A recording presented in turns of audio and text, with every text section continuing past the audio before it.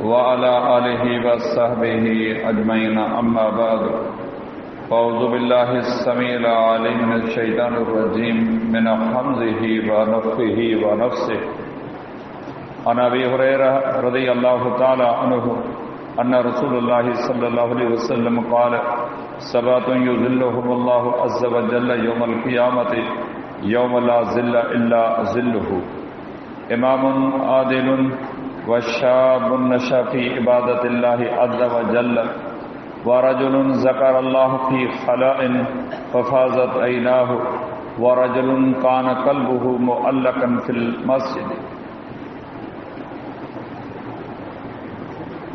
हदीस शरीफ जे किताब सुनन नसाई में किताब आदाबिल क़ुज़ात में रसूलुल्लाह सल्लल्लाहु अलैहि वसल्लम जे उन्हनि पाकीज़ा अहादीस मुबारक जो दर्स अल्लाह ताला जी रहमत उन जे महिरबानी सां लगातार हलंदड़ रहे। जिन अहादीस मुबारक में रसूल अकरम सल्लल्लाहु अलैहि वसल्लम जिन मुसलमाननि खे अदल ऐं इंसाफ़ करण जे हवाले सां काज़िन जा क़ाइदा कानून ऐं उसूल मुक़ररु फरमाया आहिनि। इन मज़मून जे मुनासिब सां कुझु ॾींहंनि खां हिकु तफ़सीली ऐं वॾी माना रखंदड़ हदीस मुबारक बयानु कई थी वञे। अॼु बि अल्लाह जी तौफ़ीक़ सां उहा साॻी हदीस मुबारक बयानु कई वई आहे जेका सैयदना अबू हुरैरा रज़ी अल्लाहु तआला अन्हु खां रवायत थियल आहे त रसूलुल्लाह सल्लल्लाहु अलैहि वसल्लम जो फरमायो 7 क़िस्मनि जा माण्हू अहिड़ा आहिनि जिन खे अल्लाह ताला क़यामत जे ॾींहुं छांव मुहैया कंदो जंहिं ॾींहुं अल्लाह जे छांव खां अलावा ॿी का छांव न हूंदी। पहिरें नंबर ते आदिल हुक्मरान जेको अदल ऐं इंसाफ़ करे। ॿिए नंबर ते उहो नौजवान जेको अल्लाह ताला जी इबादत में निपजी पलिजी वॾो थिए। टे नंबर ते जेको शख़्स अल्लाह ताला खे अकेलाई में यादि करे ऐं उन जे अखियुनि मां बे अख़्तियार ॻोढ़ा निकिरी पवनि। चोथों उहो शख़्स जंहिंजी दिलि मस्जिद में अटकियल हुजे। बयान कयल हदीस मुबारक में रहमत कायनात सल्लल्लाहु अलैहि वसल्लम जिन उन शख़्स जी अज़मत बयानु कई आहे जेको शख़्स अल्लाह खे यादि करे थो। अल्लाह खे यादि करण जा काफ़ी सारा तरीक़ा आहिनि। क़ुरान मजीद में अल्लाह रब्बुल इज़्ज़त फरमायो व अक़िमिस्सलात लिज़िक्री ऐं मुंहिंजी यादि लाइ निमाज़ खे क़ाइमु कर। निमाज़ उहो अमल आहे जेको ज़ाहिर ज़ुहूर अदा कयो वञे थो। बा जमात निमाज़ अदा करणु, बांग ॿुधी मस्जिद जे लाइ विखूं भरणु, बांग ॿुधी वुज़ू जी तयारी करणु, मस्जिद जो इहतमाम करणु, ही अल्लाह जे ज़िक्र में वॾे में वॾो अमल आहे। क़ुरान मजीद जी तिलावत करणु इहो ज़ाहिर अमल आहे। बैतुल्लाह जो हज उमरो करणु इहो ज़ाहिर अमल आहे। केतिरा अमल अहिड़ा आहिनि जेके अमल मानो मुख़्फ़ी करे थो, लिकल करे थो। अल्लाह ऐं माने खां सवाइ बि कंहिंखे ख़बर कान थी पवे। हिन हदीस मुबारक में 3 नंबर ते नबी अलैहिस्सलाम जन उन शख़्स जो ज़िक्र फरमायो आहे जेको न सिर्फ़ अल्लाह खे यादि करे थो पर अकेलो आहे। अचो आऊं ऐं तव्हां पंहिंजी 24 कलाकनि जी ज़िंदगी खे जाइज़ो वठूं, गौर करियूं, वीचार करियूं। केतिरे क़दुरु पाण खे अल्लाह अकेलाई में यादि आहे। अकेलाई जी विंदुर हींअर मोबाइल आहे, अख़बार आहे, दुनिया जा तस्करा आहिनि। अकेलो वेही करे पंहिंजे गुनाहनि खे यादि करे, क़यामत खे यादि करे, क़बर खे यादि करे, पंहिंजी ज़िंदगी जे हिसाब किताब जे मामलनि खे यादि करे। यकीन ॼाणो इहो शख़्स जॾहिं संजीदगीअ सां इन्हनि ॻाल्हियुनि ते वीचार कंदो न उनखे रोअणु ईंदो त मुंहिंजी हिन दुनिया में पंहिंजी क़बर आख़िरत लाइ छा कयो आहे। असीं त सभु कुझु दुनिया जे लाइ कयूं था, कॾहिं कॾहिं वेही करे वीचार कयूं था। दुनिया जा ॾुख, दुनिया जी उञ, दुनिया जी बुख, दुनिया जी बीमारी, दुनिया जी तंगी तकलीफ़ जे करे असांजे अखियुनि मां ॻोढ़ा किरी पवनि था। ग़म बि थिए थो, ॾुख बि थिए थो, अफ़सोस थिए थो। कॾहिं पंहिंजे पाण खां सवाल करियूं क़बर जे फ़िक्र ऐं आख़िरत जे फ़िक्र असांजे अख मां कॾहिं को ॻोढ़ो आंदो आहे। अमीरुल मोमिनीन उस्मान रज़ी अल्लाह तआला अन्हु खां हिकु शख़्स पुछो। इमाम तिरमिज़ी रहमहुल्लाह पंहिंजे सुनन में सही सनद सां इहा रवायत बयानु कई आहे। उन अर्ज़ु कई त अमीरुल मोमिनीन क़यामत जो ज़िक्र थिए थो, केॾो वॾो होलनाक ॾींहुं आहे। जहन्नम जो ज़िक्र थिए थो, का मामूली ॻाल्हि कान्हे। क़यामत जे ॾींहुं हिसाब किताब जी सख़्ती जो ज़िक्र थिए थो, अव्हां जे अख मां ॻोढ़ो कोन थो किरे, पर क़बर जो ज़िक्र थिए थो त तव्हांजूं अखियूं हंजूं हारीनि थियूं, एतिरे क़दुरु जो तव्हांजी ॾाढ़ी मुबारक बि पुसी वञे थी। आख़िर छो? अमीर मोमिनीन उस्मान रज़ी अल्लाह ने फरमायो, हक़ीक़त ही आहे, मूं नबी अलैहिस्सलाम जिन खां हदीस मुबारक ॿुधी आहे, पाण फरमायूं त क़बर क़यामत जे ॾाकनि मां पहिरियों ॾाको आहे। जेको इन ॾाके में कामयाब वियो न, अॻिते कामयाब आहे, पर इते ई नाकाम वियो त उनखे पक थिए थी त अॻियां मुंहिंजे लाइ तबाही बर्बादी आहे। तंहिंजे करे क़बर जी का नंढड़ी ॻाल्हि कान्हे। हिन समाज माहौल मुआशरे में तव्हां जांचो केतिरो क़बर जो फ़िक्र आहे। सच पुछो, हूं त कोन्हे, आऊं हुजां या तव्हां हुजो, पर जॾहिं क़ब्रस्तान ते पहुचूं था न, क़बर खोटजी वई आहे, सामी तयारु थिए पई, मैयत खे अंदरि सामी में लाहीनि पिया, वरी उनखे सिरूं ॾेई मथां बंदि कनि पिया, वरी थोरी मिटी घुराए उन जा नंढड़ा सोराख बंदि कजनि था। इन मंज़र ते गौर करियूं। हिन दुनिया में मामूली क़िस्म जी तकलीफ़ पहुचे थी, गर्मी घुट मुसट महसूस थिए थी, साह तो सोड़ो थिए, हौसलो नथो रहे त हाणे छा चऊं छा करियूं। कॾहिं सोचियो अथव हेॾो कुशादो घर आहे, ओताका बंगलो आहे, बिजली कान्हे, साह नथा खणी सघूं। इन नंढड़ी सोड़ी दुनिया खे कुशादे करण जो को फ़िक्र आहे? अमीर मोमिनीन उस्मान रज़ी अल्लाह ने फरमाए थो, ही पहिरियों ॾाको आहे। कॾहिं को अख मां ॻोढ़ो किरियो आहे? सच पुछो, दिलि ख़राब थी वई आहे, दिलि ते गुनाहनि जो ज़ंग चढ़ियो आहे, कट चढ़ी वई आहे। ॻोढ़ो किरण त पंहिंजी जाते, पर रोअण को अंदाज़ हुजे न, रोअण हार को माण्हू थिए न। सच पुछो, असीं ॾिसूं था का इल्तिजा, का आज़ी, का निज़ारी जंहिंमें रोअण जहिड़ा थिया हुजूं, कॾहिं ॼल की का दुआ घुरी हुजेसूं, कॾहिं पिंबण आला थिया हुजनि। सच पुछो, अलाए छा जा ठहियल आहियूं, पत्थर जा जी माण्हू चइजूं न, असीं उहे बणिजी विया आहियूं। ज़रे बराबरि को अहसास कोन्हे।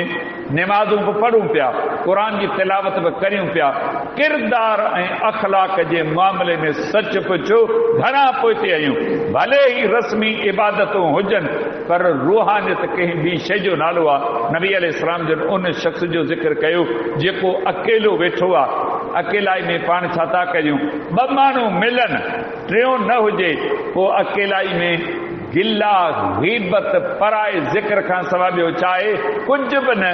पराया बच्चा, पराया नंग, परायूं इज़तूं, परायूं ॾाढ़ियूं, परायूं ज़िंदगियूं जेके वेही ज़िक्र करियूं था। छा हिकु मुस्लमान जो शान इहो आहे त जॾहिं तव्हां अकेला थियो त ॿियनि मुस्लमाननि जी ज़िंदगी ते वेही ॻाल्हायो? न मुंहिंजा दोस्तो, हीअ हदीस दर्स ॾे थी, अकेला थियो, पंहिंजा गुनाह, पंहिंजूं ग़लतियूं, पंहिंजूं कमियूं, पंहिंजूं कोताहियूं यादि करियो। न सिर्फ़ु यादि करियो, पर रोई पओ त आऊं छा पियो कयां? आहे को अहिड़ो ज़हन, आहे को अहिड़ो फ़िक्र, आहे का अहिड़ी दिलि, आहे को अहिड़ो जिस्म जंहिंखे इहा सौगात हासिल थियल हुजे? पाण फरमायो त जंहिंखे इहा नेमत मिलियल हूंदी न, क़यामत ॾींहुं अल्लाह रब्बुल इज़्ज़त उनखे पंहिंजे अर्श जी छांव जे हेठि जॻह ॾींदो। जेको अकेलाई में अल्लाह खे यादि करे, पंहिंजे गुनाहनि कमियुनि कोताहियुनि खे यादि करे रोई पियो, अखियूं आलियूं थी पयूं, अल्लाह उनजो हिकिड़े ॻोढ़े जी केॾी ताज़ीम कई आहे, केॾो अदब कयो आहे, जो उनखे क़यामत जे ॾींहुं इहो एज़ाज़ नसीब कंदो। ऐं उन खां बाद चौथे नंबर ते नबी अलैहिस्सलाम जन फरमायो, उहो माण्हू जंहिंजी दिलि मस्जिद में अटकियल आहे, घर में सुकून नथो अचेसि, बंगले में सुकून नथो अचेसि, दुकान होटल ते आराम नथो अचे, दुनियादारी पाहे, कमकार पाहिनि, महिनत मज़दूरी पाहे, बच्चा ऐं ॿार पाहिनि, सभु दुनिया जा मामला आहिनि, पर उनजो रूह दिलि मस्जिद में अटकियल आहे। इरादो इहो अथसि पंहिंजा कमकार जल्दी उकलाए मस्जिद में वञा, पहिरीं सिफ़ में शरीक थियां, बांग अचे ऐं बावज़ू हुजां, ऐं आऊं तकबीर ऊला खे पुॼां। मस्जिद में जेका घड़ी मिले अल्लाह जे ज़िक्र, अल्लाह जी यादि में, क़ुर जी तिलावत में गुज़रे।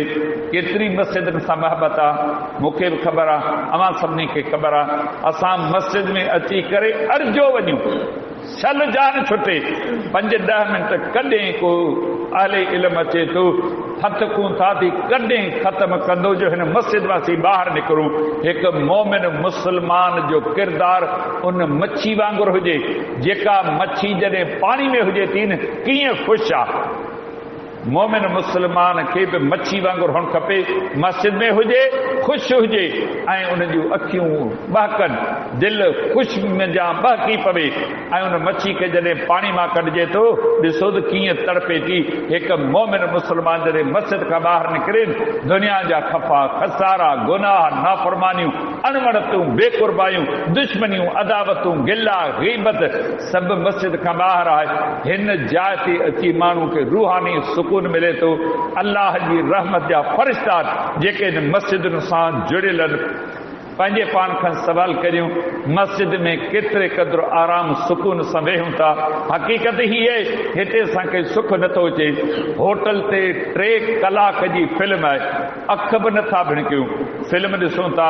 ओताकुनि ते कलाकनि जा कलाक, दुकाननि ते माण्हू वेहनि था, दुनिया सुती पई आहे, माण्हू दुकाननि ते वेठा आहिनि, कचहरी पिया कनि, दुनिया जा कूड़ हणनि पिया, उते ॾुखियाई कान्हे। हिन मस्जिद में वेहण असांखे तकलीफ़ थिए थी। ही दीनी मजलिसूं थियनि थियूं न, ॾिसो बिना अज़कार पढ़ण जे ही मुस्लमान ॿाहिरि निकिरी वञनि था, हिते सुख नथो अचे। ऐं इन्हनि माण्हुनि खां पुछी ॾिठो घर बिजली बि कान्हे का, सुख सुकून बि कोन्हे को, पर न मस्जिद न।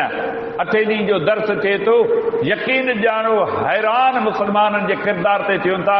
अधु मुने कलाक जो दर्स आहे, उन दर्स में वेहण जे लाइ असांजी दिलि नथी चवे त न हितां निकिरो, मस्जिद मां निकिरो, पोइ जिते बि वञो बाज़ार में बीहणो पवे, कॾहिं कॾहिं का ॻाल्हि डिघी थिए थी, अलाए केतिरो वक़्तु बीहणो पवे थो। मोरियुनि ते माण्हू वांदा वेठा आहिनि, को कमु कोन्हे को, घुमण रोडनि ते पसार कनि पिया, ओताकुनि में केॾां बि वञी वीचार कूड़ हणी अचो, वरी कूड़ सच बि न। इहा असां मुस्लमाननि जी अमली ज़िंदगी आहे। नबी अलैहिस्सलाम जन फरमायो जिनजी दिलि मस्जिद में अटकियल आहे, रुॻी निमाज़ न, हिन मस्जिद जूं घुर्जूं आहिनि, मस्जिद जूं ज़रूरतूं आहिनि। हीअ हदीस दर्स ॾिए थी अवां पंहिंजे घर जो केॾो फ़िक्र करियो था, ओताक जो केॾो फ़िक्र करियो था, हर घुर्ज ज़रूरत वारी शइ आणे पंहिंजे घर में पूरी करियो था। कॾहिं मस्जिद वारनि खां पुछो अथव असीं तव्हांजी कहिड़ी ख़िदमत करियूं, कहिड़ी मदद करियूं, मस्जिद में कहिड़ी शइ जी घुर्ज आहे। जीअं असांजे घर जूं घुर्जूं आहिनि न, ईअं हिन मस्जिदुनि जूं घुर्जूं कोन्हे। अवां कोन था ॾिसो हेॾो वॾो महांगाई, केॾी बिजली महांगी थी आहे, केॾा बिजली जा बिल अचनि था, पेट्रोल केॾो महांगो थियो आहे, 1 लीटर केतिरे में मिले थो। ही मस्जिदूं अल्लाह जा घर आहिनि। कॾहिं दिलि कढियो मुंहिंजे रब मूंखे नवाज़ियो आहे, बिना चवण जे मस्जिद जे मुंतज़िम संभालींदड़ खे चऊं ही मुंहिंजे तरफ़ां 5 रुपया मस्जिद जा आहिनि, तव्हां त मस्जिद अल्लाह जो घर रोशन रहे, आबाद रहे, बचड़ा क़ुरान पढ़नि, हिते बल्ब ॿरे, पंखो हले ऐं हिते सूंह हुजे। हीअ हदीस मुबारक दर्स ॾिए थी हिन मस्जिद सां दिलि लायो। जीअं घर जी हर ज़रूरत पूरी करियो था न, ईअं मस्जिद जी ज़रूरत जेका आहे न उहा हिकिड़े फ़र्द जी ज़रूरत कान्हे, हर फ़र्द जी इहा बुनियादी ज़िमेदारी आहे। ऐं तव्हां जे न हथ करियो न, सच पुछो त अल्लाह जे घरनि खे का तंगी का तकलीफ़ कान पेश अचे, पर असां सम्झो आहे त असांजो कमु सिर्फ़ु निमाज़ पढ़णु आहे। मूंखे पाणी थधो बि मिले, पंखो बि मिले, मुंहिंजी घुर्ज ज़रूरत पूरी थिए, मुंहिंजो मस्जिद जे ॿियनि कमनि सां को वास्तो ई कोन्हे को। हीअ हदीस दर्स ॾिए थी मस्जिद सां दिलि लायो, उनजी ख़िदमत, उनजी संभाल, उनजे मथां ख़र्च करण में पंहिंजे हाल हैसियतदार किरदार अदा करियो। इनाम छा मिलंदो? पाण फरमाईंदो त क़यामत जे ॾींहुं अल्लाह अहिड़े शख़्स खे अर्श जी छांव नसीब कंदो जंहिं ॾींहं ते ॿी का छांव कान हूंदी। चाहियूं था क़यामत जे ॾींहुं अल्लाह जी छांव नसीब थिए, जिते बि चाहियूं था न, पखो बि हुजे, बल्ब बि ॿरे, लाउड बि हले, हर ज़रूरत हुजे, मोटर हले, टांकी में पाणी हुजे, सफ़ विछायल हुजे, सुहिणो इंतज़ाम थियल हुजे, पोइ जे चाहियो था सुहिणाई थिए न, हिन मस्जिद सां मोहबत रखो, क़यामत जे ॾींहुं अल्लाह अर्श जी छांव नसीब कंदो। शाल रब मुंहिंजो मूंखे अव्हांखे सभिनी मुस्लमाननि खे इन्हनि नसीहतुनि खे सम्झण, उन मुआफ़िक़ अमल करण जी तौफ़ीक़ अता फ़रमाए। वमा अलैना इल्लल बलाग।